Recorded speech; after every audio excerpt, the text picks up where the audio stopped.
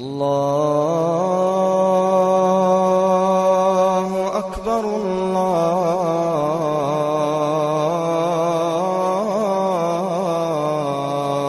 أكبر. Alam barzah teman-teman sekalian akan dirasakan oleh orang yang meninggal, dimandikan, dikafani dan dimasukkan di kuburan secara fisik, tanah digali dan dimasukkan, dan tetap juga akan dijangkau alam barzah bagi orang yang dimakan oleh binatang tidak ditemukan sedikit pun potongan tubuhnya, orang yang terbakar sehingga habis semuanya, orang yang tenggelam ke lautan atau apa saja, fisiknya hancur sehancur apapun, tetap ruhnya akan sampai ke alam barzah. Karena memang pendapat yang paling kuat mengatakan bahwasanya menurut yang saya pelajari tentunya, ya, hidup di alam barzah adalah ruh kita. Sesuai dengan hadis Bukhari yang berbunyi, seluruh tubuh kalian akan dimakan oleh tanah, kecuali tulang ekor kalian yang darinya Allah akan membangkitkan kalian, sebagaimana kita pelajari di pasal ke-10 kemarin tentang adanya hari kebangkitan, gitu kan. Juga Allah Subhanahu wa taala akan menurunkan hujan dari langit yang akhirnya menimpa tulang-tulang ekor kalian dan kalian akan tumbuh memiliki jasad yang baru sebagaimana tumbuhnya tanam-tanaman. Berarti memang tidak ada jasad di alam barzah ruh. Makanya orang kalau dimakan hewan habis semua tubuhnya atau terbakar, pokoknya tidak ditemukan jasadnya, tetap ruhnya akan sampai ke alam barzah. Akan sampai ke alam barzah dengan hikmah Allah Subhanahu wa taala. Itu poin dulu. Berarti alam barzah akan dijangkau oleh siapapun yang mati, ya. Bagaimanapun fisiknya, sempat dimandikan, sempat dikafani, sempat dikubur atau tidak sempat. Yang kedua teman-teman, di alam barzah dimensi waktu berbeda dengan kita. Sebagian ulama mengatakan pendapat yang paling kuat adalah tidak ada lagi hitungan dimensi waktu. Makanya kalau ada yang bertanya, Ustaz bagaimana memahami tentang orang yang mati 1000 tahun yang lalu dan orang yang mati baru hari ini? Berarti dia sudah disiksa 1000 tahun di kuburan kalau dia orang jahat. Sementara orang yang mati hari ini baru hari ini. Berarti baru 1 hari itu sudah 1000 hari atau 1000 tahun malah, gitu kan? Itu sudah tidak bisa dihitung lagi teman-teman. Dimensi waktu kita ini cuma dipakai di sini di dunia. Ini fasilitas dunia. Seperti antum hirup oksigen sekarang, ini oksigen tidak akan dibawa ke akhirat. Gitu. Fasilitas dunia ini akan hilang semua dengan terjadinya kiamat. Airnya, apinya, segala macam ini hancur lebur semuanya nanti. Nggak ada lagi dengan kuasa Allah. Makanya Nabi SAW mengatakan apa? Api yang kalian pakai di dunia adalah 1 dari 100 bagian, atau dalam riwayat dikatakan 70 bagian dari api di akhirat. Jadi akhirat sudah ada apinya, nggak ada hubungannya dengan api dunia, gitu kan? Makanya termasuk dimensi waktu, beda dengan waktu kita. Allah Subhanahu Wa Taala menyebutkan tentang masalah akhirat, yauma inda rabbika ka'alfi sanat mimma ta'udun. Satu hari di sisi Allah di akhirat sama dengan 1000 tahun waktu kalian di dunia. Tapi ulama mengatakan dimensi waktu terlepas di sini, nggak bisa lagi kita lihat, gitu kan? Karena malam dan siang sudah tidak berfungsi lagi bagi orang yang sudah meninggal dunia. Alam barzah sudah tidak melalui masalah itu. Dia merasakan nikmat yang selamanya sampai hari kebangkitan kalau dia orang beriman, dan insya Allah kita termasuk dalamnya. Dan dia akan merasakan siksaan di kuburan sampai bangkit hari kiamat tanpa lagi kenal siang dan malam. Udah nggak ada lagi. Dia akan merasakan terus sampai hari kebangkitan. Jadi sudah tidak ada dimensi waktu, ya. Orang yang disiksa, orang yang mati 1000 tahun lalu seperti kaum Lut, homoseksual, sudah lama Allah binasakan. Kaum Nuh, sudah lama Allah binasakan. Pertanyaannya, apakah mereka beda siksaannya dengan orang yang baru mati hari ini di kota kita, orang kafir misalnya? Maka itu kuasa Allah Subhanahu wa taala. Allah bisa mengatur semuanya dan itu tidak bisa ditembus dengan ilmu kita, nggak bisa. Kita cuma imani. Makanya dari awal saya bilang ini berbicara iman, teman-teman sekalian. Yakini, pelajari, aplikasikan. Mati selesai, dapat hasilnya. Sederhana itu saja. Kalau tidak kita akan bentrok. Kalau kita mau menjadi seperti orang ateis, menolak ini semua, atau liberal, tidak masuk akal maka kita tolak, maka kita akan sulit hidupnya karena kita tidak punya panduan. Kita hanya mengambil apa yang kita suka saja, yang kita tidak suka kita tolak. Dan termasuk penghormatan kepada Allah yang maha tinggi dan maha penuh dan Rasulullah SAW adalah menerima semua yang masuk akal dan tidak masuk akal yang disampaikan oleh keduanya. Harus. Al-Quran mengatakan A ya A, walaupun seluruh manusia mengatakan B. Rasulullah SAW mengatakan A ya A, walaupun semua orang mengatakan B. Itulah ciri orang-orang yang beriman dan mereka memang punya panduan hidup. Kalau kita baca, teman-teman ikuti di YouTube ceramah saya tentang Abu Bakar, tentang Umar, Mereka meyakini, mereka mempelajarinya, mereka aplikasikan. Dan pada saat mereka mau meninggal dengan gembira mereka mengatakan, sebentar lagi saya akan bertemu dengan kekasihku Rasulullah sallallahu alaihi wasallam. Sebentar lagi saya akan masuk ke surgaku. Sebentar lagi saya akan terima hasil dari amalku. Keyakinan kan? Sudah selesai, hatinya tenang dan mati dan didapatkan. Nanti kita akan bacakan banyak sekali dalil berhubungan dengan masalah itu. Dan ini sekali lagi hanya bisa dengan keimanan.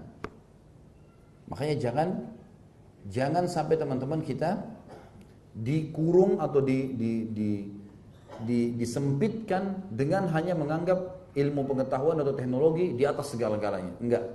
Wahyu di atas segala-galanya.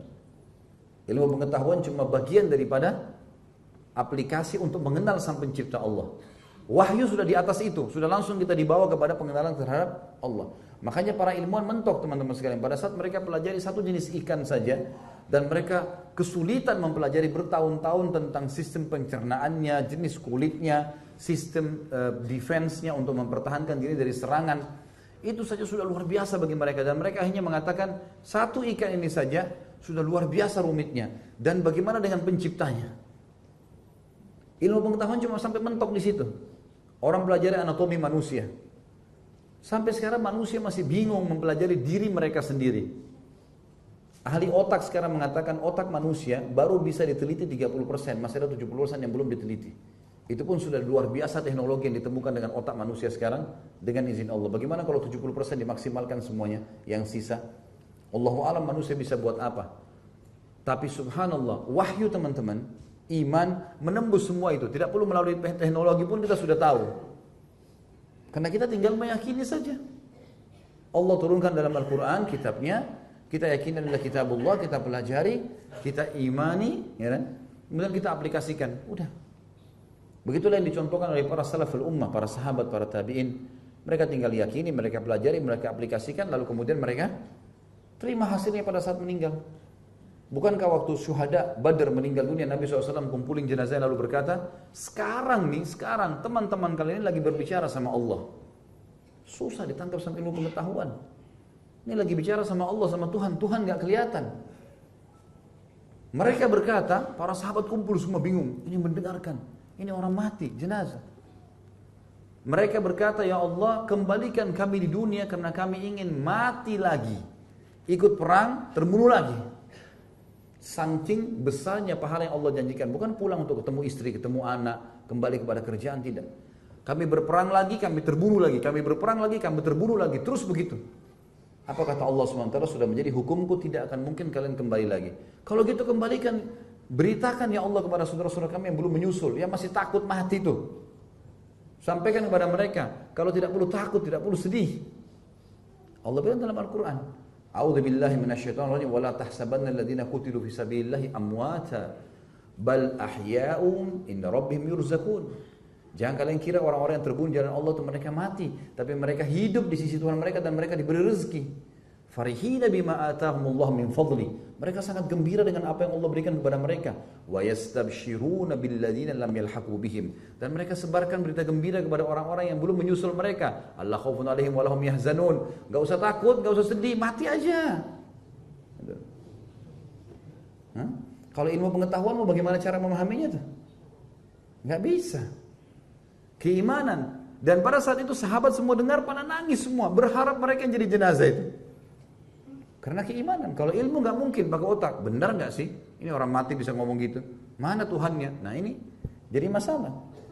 Makanya keimanan, yakini, ya, pelajari, aplikasikan. Mati selesai, dapat. Sederhana sekali. Sebaliknya, setelah itu Nabi SAW suruh kumpulin jenazah orang-orang kafir Quraisy. Masukin semua jenazahnya dalam sumur. Ada sumur tua, masukin semua. Dimasukkan. Kecuali kalau tidak salah jenazahnya Umayyah bin Khalaf atau jenazah Abu Jahal. Enggak bisa karena waktu ditarik oleh sahabat tubuhnya mulai tercabut gitu kan. Jadi para sahabat melempari dengan batu saja lalu kemudian tertutup di situ. Yang lain masuk di dalam sumur. Apa kata Nabi SAW? Apakah kalian bicara jenazah orang mati nih? Apakah kalian sudah menemukan apa yang Tuhan kalian janjikan pada kalian, yang Tuhan kalian ancamkan pada kalian?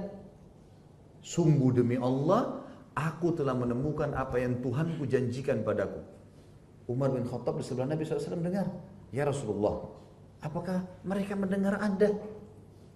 Ini orang mati, orang kafir, tadi orang mukmin. Ini orang kafir sekarang. Nabi SAW bilang, kata Nabi SAW, iya wahai Umar, demi zat yang jiwa Muhammad dalam genggamannya, sungguh mereka lebih jelas mendengar perkataanku daripada kau sekarang mendengar perkataanku. Allah buat mukjizat buat Nabi SAW, bisa orang-orang kafir itu mendengar suara Nabi SAW, tapi mereka tidak bisa jawab lagi. Ilmu pengetahuan bisa sampai sini? Nggak bakal bisa. Dan ini fakta, hadis Bukhari, Muslim menjelaskan masalah itu. Makanya juga saya jelaskan kemarin teman-teman sekalian, waktu pada saat ada beberapa sahabat yang mati di perang Khaybar, waktu mereka mati kata Nabi SAW, demi zat yang jiwa Muhammad dalam genggamannya, seseorang di antara kalian lebih dekat dengan surganya daripada tali sendalnya sendiri. Tinggal imani, pelajari, kayak antum gini, ambil ilmunya, pulang amalkan, mati masuk surga, lebih dekat daripada tali sendalnya. Dan semua teman-teman, demi Allah, saya bersumpah di atas mimbar ini, di atas podium ini teman-teman, ini demi Allah benar. Ini tinggal antum tunggu mati masuk surga, pertahankan saja, nikmati halal, kerjakan perintah, tinggalkan larangan, ada cobaan sabari sedikit masuk surga tuh. Tidak usah ragu dengan itu, selesai. Itu teori syar'i tidak mungkin salah. Walan tajida li sunnatillahi tabdila, kata Allah. Tidak akan pernah kau temukan perubahan dalam sunnatullah. Sistem yang Allah buat tidak akan berubah. Sebagai malam dan siang ada, maka mati dan hidup ada. Surga dan neraka ada. Dunia akhirat ada. Semua ada. Ini semua faktanya. Maka kita harus yakin teman-teman sekalian dengan poin-poin seperti ini. Ini contoh saja dan banyak sekali. Lalu kata Nabi SAW, seseorang demi jiwa Muhammad yang dalam agama, seseorang yang dalam kalian lebih dekat dengan nerakanya daripada tali sendalnya sendiri. Buat dosa, mati, masuk neraka. Simple. Dia ke diskotik, mabuk, pulang, tabrakan, mati, masuk neraka. Sederhana sekali. Lebih dekat dengan itu. Gitu kan? Makanya seseorang harus sadar dan harus berubah. Dan berubah menjadi lebih baik teman-teman. Lebih patuh kepada Allah adalah prestasi. Prestasi. Daripada orang terpuruk dalam kesalahannya. Saya akan bacakan sekarang teman-teman sekalian, dan ini 2 poin tolong digarisbawahi tentang alam barzah ya. Dimanapun dia meninggal, bagaimanapun keadaan jasadnya, ruhnya akan sampai ke alam barzah. Gak ada hubungannya dengan dia dikafani itu gak ada hubungannya. Pokoknya dia mati, ruhnya akan sampai ke sana. Yang kedua, tidak ada dimensi waktu. Jadi gak usah ditanya lagi, yang mati lebih dulu sana 1000 tahun, bagaimana itu tidak, bukan urusan kita sudah. Kita imani orang yang mati akan dihukum kalau kafir, akan nikmat kalau orang beriman. Allah punya kuasa untuk memberikan kepada orang yang baru mati hari ini kenikmatan mungkin bisa sama dengan orang mukmin yang meninggal 1000 tahun yang lalu atau 2000 tahun yang lalu. Kuasa Allah. Allah bisa membuat orang yang mati sekarang siksaannya sama pedihnya dengan orang yang mati 1000 tahun yang lalu. Bukan mustahil. Apalagi kata ulama kalau jenis dosanya sama. Dan ini perlu digarisbawahi teman-teman sekalian, berhubungan dengan masalah alam barzah. Dan ini kita akan di alam barzah sampai hari ditiupnya sangkakala yang kita pelajari pada pertemuan yang lalu. Karena ayat Al-Quran yang sudah kita bacakan, tiupan sangkakala pertama mematikan semua makhluk, yang kedua membangkitkan makhluk itu sendiri. فَبِأَيِّ آلَاءِ رَبِّكُمَا تُكَذِّبَانِ كُلُّ مَنْ عَلَيْهَا فَانٍ وَيَبْقَى وَجْهُ رَبِّكَ ذُو الْجَلَالِ وَالْإِكْرَامِ